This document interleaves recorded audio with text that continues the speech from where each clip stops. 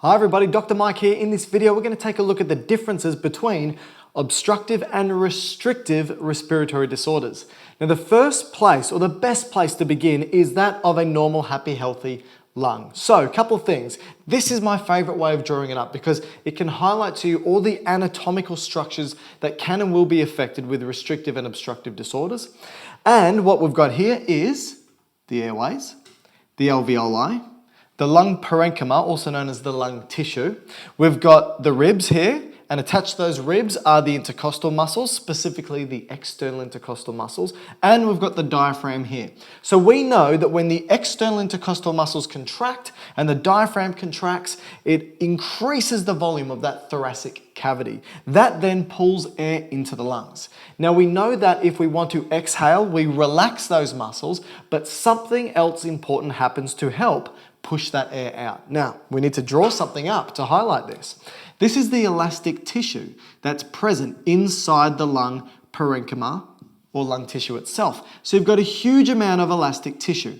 And this elastic tissue is really important for a couple of different reasons. So, first reason that this elastic tissue is important is because you can see it attaches to the airways and stretches them open. So the elastic tissue helps keep airways open. That's the first one, tick. Second thing is that when you contract all these muscles to increase the thoracic cavity, what you're doing is you're stretching the elastic tissue. And then when you relax those muscles, the elastic tissue snaps back. So these two terms, the stretchiness and the ability for it to snap back, we actually have very specific terms that we like to use here. So the stretchiness, how stretchy the lung is, we refer to as compliance. So the more stretchy it is, the more compliant it is. And its ability to snap back, we obviously don't refer to the term as snap back, we say recoil. So here are two really important terms you need to understand. How compliant the lung tissue is and how much recoil it has, because that recoil determines the air that gets exhaled or expired from our airways. Very important. All right, so we've set the scene here. Now we need to draw up some of the respiratory or volumes, basically, that we can play around with when we breathe, and the various capacities when you add these volumes up. The reason why we need to show this is because when you want to determine whether somebody may have an obstructive or a restrictive respiratory disorder, you can look at the lung volumes and capacities, and that can give you an indication. So let's see what it looks like when it's normal. So somebody is taking a nice quiet breath in and out. Quiet breath in and out.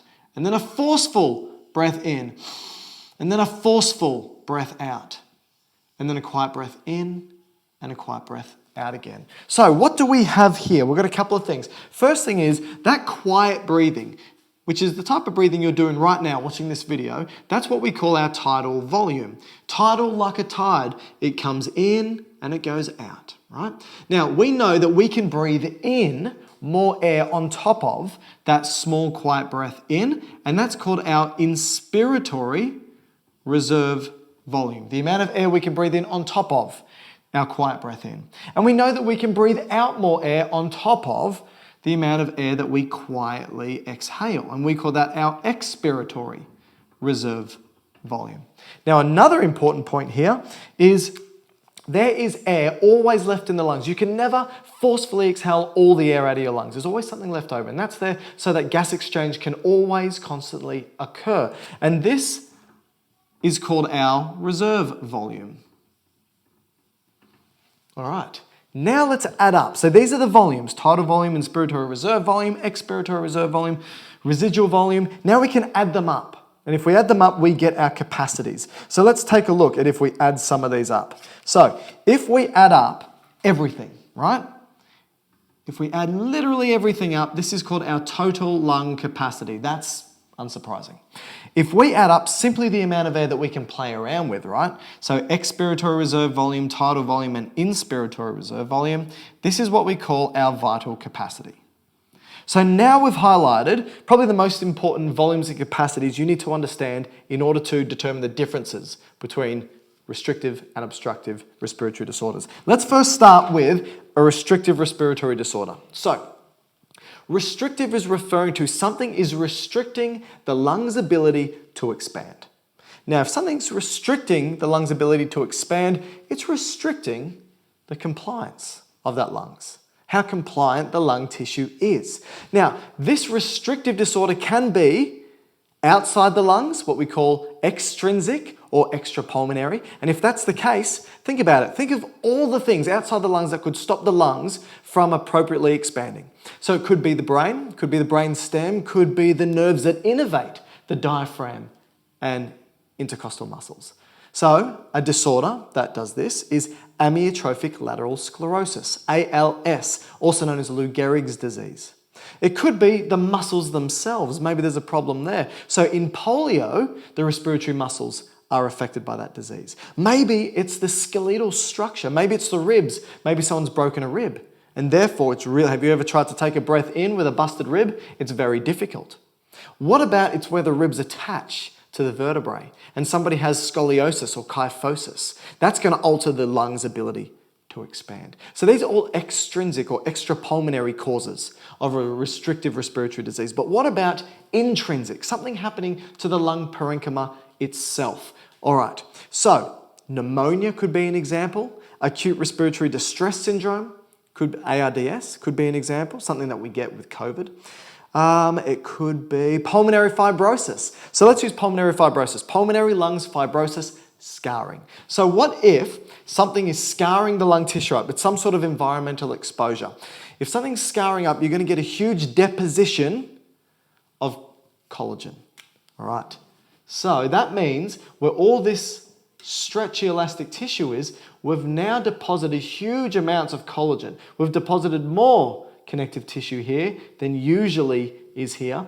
And now I want you to think about what that means to how it alters the compliance and recoil of the lungs. If we've got more connective tissue here than we do here, let's take a look. This is the way I think about it. This is why I've got this really thick rubber band here. This is synonymous with what's happening with an intrinsic restrictive respiratory disease like pulmonary fibrosis. It means they try and take a forceful breath in, and what happens to the expandability of the lungs? It's really hard to expand. So it has poor compliance. That's the first thing. Let's write that down. So the compliance for a restrictive disorder is low. All right. What does it mean with the recoil, with this elastic band? Compliance is poor, but man, it snaps back really well. It snaps back quite readily. So the recoil is high. So let's have a look. You have poor compliance, but really high recoil. So that means at the end of the day, this restrictive lung is really small. So you can see the size of it is smaller compared to that of the normal lung. And when these people try to breathe, what do you think is happening? They can't take big breaths in, so they take short, sharp, shallow breaths because of that restriction that's happening. All right. So let's now draw up what may be happening here when it comes to looking at the various volumes and capacities. So we have a small breath in, small breath out, small breath in, small breath out. They try and take a big forceful breath in and they can't because it's poor compliancy, increased recoil. They try and take a breath out. Well, if you can't breathe much in, you can't breathe much out. So you've got poor exhalation and then small breath in, small breath out. So what's happening here at the end of the day? Well, the tidal volume is relatively normal, but the inspiratory reserve volume, that's low. The expiratory reserve volume, that's low. And if you don't have much air going in and out of the lungs, you're not going to have much of a residual volume either. So the residual volume is also low. What does that mean for the total lung capacity? Let's take a look. Total lung capacity is low. What about the vital capacity? That's also low. So at the end of the day, when you look at a restrictive respiratory disease, everything is reduced, volumes and capacities. Reduced inspiratory reserve volume, reduced expiratory reserve volume, reduced residual volume, reduced total lung capacity, reduced vital capacity. So these things can be measured in a pulmonary function test. All right, let's now compare this to that of an obstructive respiratory disease. So in an obstructive disease, something is obstructing the airways. Something is blocking them. Something is stopping air from going in and out. So asthma is an example of an obstructive disorder. Asthma is a hyperresponsiveness of the airways, particularly the bronchioles. Something's triggering them to constrict and narrow, which is obstructing airflow. Chronic bronchitis, for example. This is a constant inflammation that's happening, producing too much mucus, and this mucus is blocking the airways, effectively narrowing them, obstructing them. And then emphysema, which is the third of the big obstructive respiratory disorders.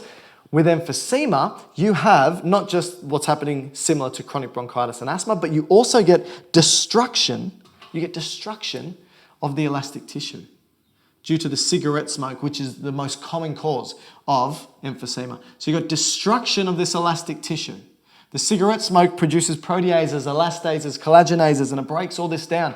Now, what does that mean? Remember I told you that the elastic tissue helps keep the airways open. So reduced elastic tissues mean the airways are likely to collapse. Important. Second thing is that if there's less elastic tissue, it's just like this rubber band. This rubber band is very different to the other rubber band. There's less elastic tissue. So what does that mean for the compliancy? It's very compliant. It stretches very easily. But the recall, the snapback is really poor. So it stretches easy, the recall is poor. So let's write that down.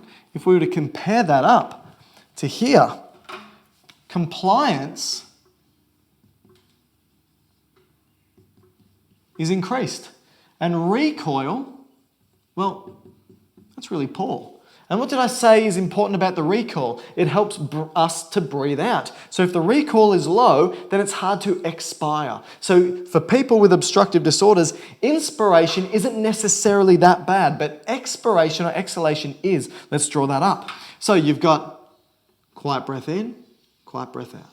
Quiet breath in, quiet breath out. Relatively normal inspiratory reserve volume, really poor expiratory reserve volume. Quiet breath in, quiet breath out. Now I want you to think about this. If you take a relatively normal breath in, but you can't breathe it all out, and take another normal breath in, can't breathe it all out, take another, what's happening? You're increasing the amount of air that you can't forcefully exhale. What is this air called? That's the residual volume. So over time, people with obstructive disorders, particularly with emphysema, they have this huge residual volume. And that's one of the main things that increases with obstructive disorders. Let's check everything else. Relatively normal tidal volume again. Inspiratory reserve volume is relatively normal but sometimes reduced, but it's the expiratory reserve volume that's significantly reduced. Look at the total lung capacity. It's greater overall. And because you've got a larger total lung capacity, the airways, or I should say, the thoracic cavity looks larger, and you have what looks like a barrel chest, which is a common feature of people with emphysema. So they have a barrel chest because of increased total lung capacity. The vital capacity as well is reduced. Right? Inspiratory reserve volume may be normal, a little bit low, but the expiratory reserve volume, that is low. All right. So, a couple things. With these individuals, emphysema, they may have a barrel chest, and when they want to forcefully exhale, if they force too hard, airways will collapse because there's no elastic tissue holding them open. So you might see them breathe differently. Pursed lips, altering the way that they breathe to stop their lungs from collapsing. So let's write up exactly the differences that we see. We have a decreased expiratory reserve volume, but we have an increased residual volume. We have an increased total lung capacity, but a decreased vital capacity. Again, at the end of the day, if you want to determine whether somebody may have a restrictive or an obstructive respiratory disorder, you can do a pulmonary function test and have a look and compare all these different volumes and capacities. I hope that helps.